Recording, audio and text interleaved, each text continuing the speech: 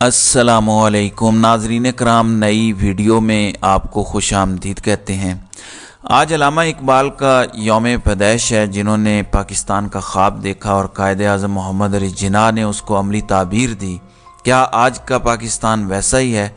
Sir अल्लामा मोहम्मद इकबाल की रूह को पता चले कि आज उनका पाकिस्तान किस हालत में है और यहाँ पे कितना जुल्म हो रहा है, तो उनकी रूह तड़प रही होगी यकीनन। क्योंकि सदर पाकिस्तान हो, वज़ीर आज़म हो, आर्मी चीफ़ हों, एयर चीफ़ हों, नेवल चीफ़ हों, चेयरमैन सेनेट हों, स्पीकर हों, पॉलिटिकल पार्टीज़ के हेड्स हों, सब ने एक पैगाम नशर किया है अपने अपने तौर पर अल्लामा इकबाल के यौम पैदैश पर, और अपनी एफिलिएशन ज़ाहिर की है, लफाजी की गई है। लेकिन क्या हम सब अल्लामा इकबाल के फ़िक्र व फ़लसफ़े के मुताबिक चलते हुए पाकिस्तान को वैसा ही बना रहे हैं, या फिर पाकिस्तान को तबाह कर दिया है?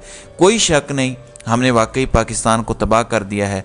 और पाकिस्तान को हमने दो लख्त किया। दो लख्त भी उन लोगों ने किया जो इक़्तिदार के रसिया थे, और वही कुछ पिछले 18 महीनों से इस वक्त पाकिस्तान में दोबारा हो रहा है। उसी तरह की एक शक्ल मशरक़ी पाकिस्तान में देखी गई थी 71 में। उसी तरह लोगों को उठाया जाता था, मारा जाता था, पीटा जाता था, चादर चार दीवारी को पामाल किया जाता था, और बिलाखिर हमने मशरक़ी पाकिस्तान को ज़बरदस्ती अपने अमल से अलहदा किया और बांग्लादेश बना। तो सबक हमने कोई नहीं सीखा। इसलिए अल्लामा इकबाल की भी आज रूह तड़प रही होगी कि किस तरीके से उनके घर में, उनके बेटे के घर में, उनकी बहू के घर में, उनके पोते के घर में किस तरीके से पुलिस दाखिल हुई, तोड़ फोड़ की गई, और उनके पोते को जो सैनिटर भी हैं गिरेबान से कैसे पकड़ा गया। तो ये सारी की सारी चीज़ें तारीख़ का हिस्सा बन चुकी हैं। इकबाल का एक शेर है कि तेरे आज़ाद बंदों की न ये दुनिया न वो दुनिया, यहाँ मरने की पाबंदी वहाँ जीने की पाबंदी। तो यही सूरत हाल है।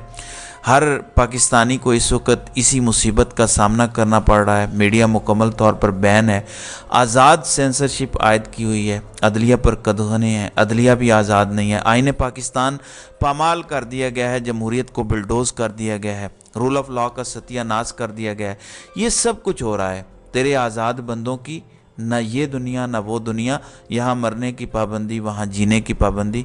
तो ये सारा कुछ चल रहा है। इसकी वजह यह है कि 9 नवंबर, आज से 2 दिन पहले, यानी 7 नवंबर के बाद हर आने वाला दिन पाकिस्तान में गैर आइनी है, गैर कानूनी है, और आइन को पामाल कर दिया गया है। क्योंकि 7 नवंबर को इलेक्शन होने थे।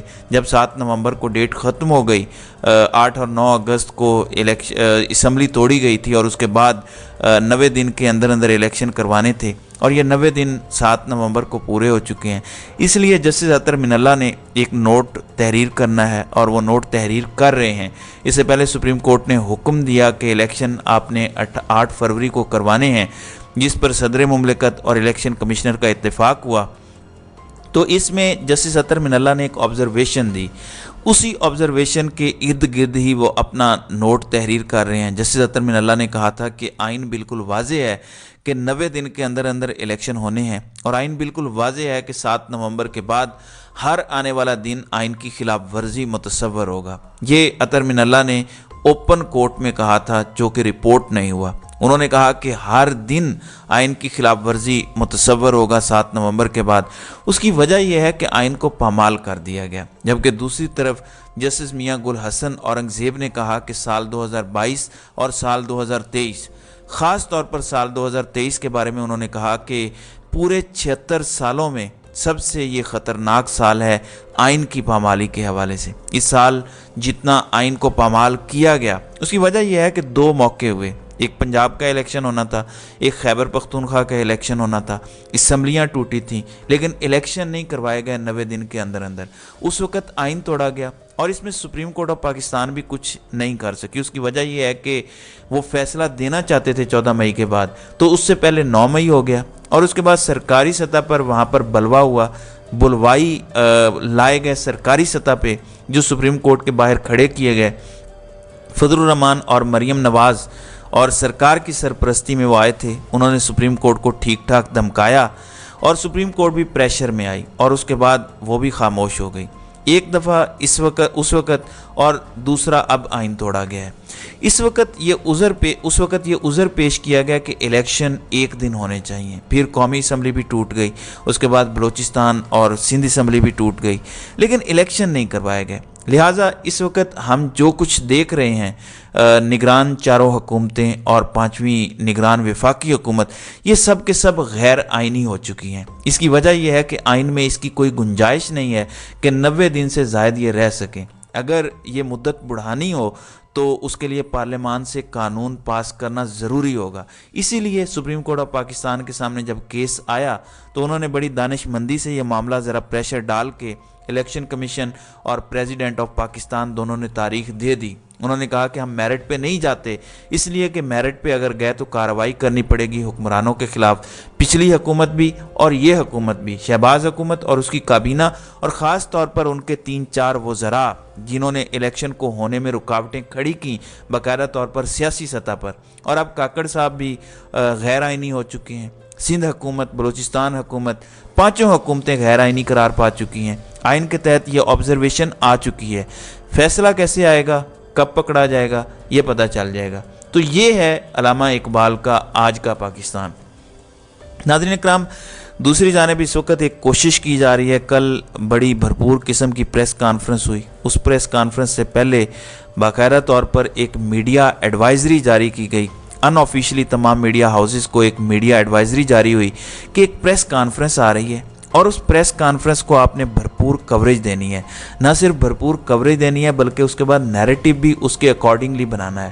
وہ پریس کانفرنس تھی، پہلے اس کی بیک گراؤنڈ انفارمیشن سب کو بھیجی گئی، تمام میڈیا پرسنز کو، میڈیا ہاؤسز کو، کہ ایک پریس کانفرنس آ رہی ہے، بڑی ضروری ہے، آپ نے یہ کرنا ہے، اور اس میں فوکس ملٹری کورٹس کے قیام کو کرنا ہے، پرامن پاکستان کا پیغام اور ملٹری کورٹس عوام کی آواز، اور ملٹری کورٹس کی بندش اور بلوائیوں اور انتشاریوں کی سہولت، یہ سب کچھ انہوں نے کہا کہ اس کے اکارڈنگلی آپ نے چلنا ہے۔ یعنی فوجی عدالتوں کے قیام کے حوالے سے پازیٹیو ماحول بنانا ہے، اور پرامن پاکستان کیسے ہو سکتا ہے؟ وہ فوجی عدالتوں کے ذریعے ہو سکتا ہے، اور فوجی عدالتیں عوام کی آواز ہیں، یہ بتانا ہے آپ نے۔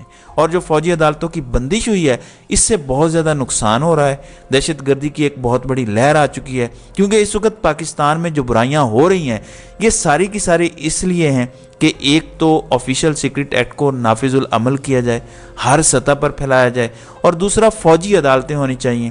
فوجی عدالتیں اور آفیشل سیکرٹ ایکٹ، یہی دو چیزیں پاکستان کے تمام مسائل کا حل ہیں۔ تو اس وقت معاشی مسائل ہیں، سیاسی مسائل ہیں، آئینی مسائل ہیں، قانونی مسائل ہیں، صحافتی مسائل ہیں، عدالتی مسائل ہیں، اخلاقی مسائل ہیں۔ ان سارے مسائل کا حل صرف یہ دو موضوع ہیں۔ یہ سارے کا سارا بیانیہ بنا کے دیا گیا طاقتوروں کی جانب سے کہ یہ پرسیپشن آپ نے بلڈ اپ کرنی ہے۔ اب پریس کانفرنس ہو گئی، پھر ایک پریس ریلیز جاری ہوئی۔ اس پریس ریلیز کو دیکھ کر ہی میرے تو رونگٹے کھڑے ہو جاتے ہیں کہ میں یہ پریس ریلیز پڑھوں گا کیسے، جو کہ پاکستان ایکس سروس مین سوسائٹی نے جاری کی ہے۔ یہ ریکارڈ جرنیلوں، یہ جو ریٹائرڈ جرنیل ہیں ان کی تنظیم ہے، واحد ویریفائڈ تنظیم ہے، وہاں پہ انہوں نے پوسٹ کیا ہے، اور وہ اس پریس کانفرنس کے بعد کی ہے۔ اس پریس کانفرنس میں جو خواتین و حضرات لائے گئے، وہ خواتین بیچاری سادہ لوگ خواتین تھیں، ان سے پوچھ لیا سوشل میڈیا کے بے وقوفوں نے کہ ماں جی تسی کیویں آئے ہو، ماں جی آپ کیسے آئے ہیں؟ تو وہ بیچاری سادہ لوگ خواتین شہداء کی فیملیز وہ بتا رہی تھی کہ ہمیں تو لایا گیا اور ہمیں تو یہ کہا گیا کہ آرمی چیف سے آپ کی ملاقات ہونی ہے۔ کیوں لایا گیا تھا یہ ہمیں بھی نہیں پتہ، لیکن ان کو اس طرح سے پیش کیا گیا کہ یہ فوجی عدالتیں بہت ضروری ہیں، فوجی عدالتوں میں سویلینز کا ٹرائل بہت ضروری ہے۔ یہ ماحول بنایا جا رہا ہے، اس وقت سمجھ نہیں آ رہی کہ ہم کس طرف جا رہے ہیں۔ جو ریٹائرڈ جرنیلوں کی سوسائٹی ہے وہ کیا کہتے ہیں، ایک پورا سٹیٹمنٹ انہوں نے جاری کیا ہے۔ میں وہ باتیں بتا رہا ہوں جو کہ میرا دل نہیں کر رہا کہ میں یہ ساری باتیں بتاؤں، اتنی خطرناک، اتنی اگریسو، اور بالکل بلیٹنٹلی انہوں نے ساری باتیں کھول کر بیان کر دی ہیں اس پریس ریلیز میں کہ 9 مئی کا واقعہ کیا ہوا اور 9 مئی کے پیچھے اصل میں ہے کون۔ انہوں نے الزامات عائد کیے اور یہ سنگین ترین الزامات ہیں جو انہوں نے لگائے ہیں، اور اس کا اگر جواب نہیں آتا تو میرا خیال ہے کہ یہ اس سے بھی زیادہ خطرناک بات ہوگی۔ انہوں نے کہا کہ پاکستان کے سابق فوجی جنرل سٹاف سے مطالبہ کرتے ہیں، مطالبہ بھی بڑا خطرناک ہے، میں وہ بھی نہیں پڑھتا۔ آگے وہ کہتے ہیں کہ ان کی ٹیم کے ذریعے چلائے جانے والے اس سرکس کو ختم کریں، ورنہ ہمارے غازیوں اور شہداء کی باقی ماندہ ساکھ کو اپنے ساتھ لے کر گٹر میں گرا دیں گے۔ تو یہ بہت خطرناک ترین سخت ترین الفاظ میں یہ پریس ریلیز پیش کی گئی ہے۔ انہوں نے کہا کہ شہداء کے خاندانوں کا مکروہ استعمال کیا جا رہا ہے، اس کو بند کیا جانا چاہیے، اور یہ سیاسی مقاصد کے لیے استعمال کیا جا رہا ہے۔ تو یہ اس وقت کے حالات و واقعات ہیں۔ میں پھر یہ کہوں گا کہ کچھ خیال کیجئے، حالات اس طرح کے نہیں ہیں جس طرح کے آپ کو بتائے جا رہے ہیں۔ گراؤنڈ ریالٹیز بالکل دوسری نوعیت کی ہیں۔ دیکھیے آگے آگے کیا ہوتا ہے۔ آنے والے دن کافی خطرناک دن ہے۔ اس کی وجہ ہم سب کو معلوم ہے کہ اس کی وجہ کیا ہے۔ اس کی وجہ صرف ایک ہی ہے۔ اس کی وجہ یہ ہے کہ 8 فروری الیکشن کی تاریخ ہے، اور اس سے پہلے بہت کچھ کرنا مقصود ہے۔ ایسے خطرناک پلان جو سوچے جا رہے ہیں، اگر وہ عمل پذیر ہو گئے تو میرا نہیں خیال کہ پاکستان کی پھر باہر سے آ کر کوئی اینٹ سے اینٹ بجائے گا، بلکہ وہ اقدامات ہی کافی ہوں گے پاکستان کی اینٹ سے اینٹ بجانے کے لیے۔ تو ناظرین کرام، آپ کی اس ویڈیو کے حوالے سے کیا رائے ہے؟ آپ اپنی رائے کا اظہار کامنٹ سیکشن میں ضرور کیجیے گا۔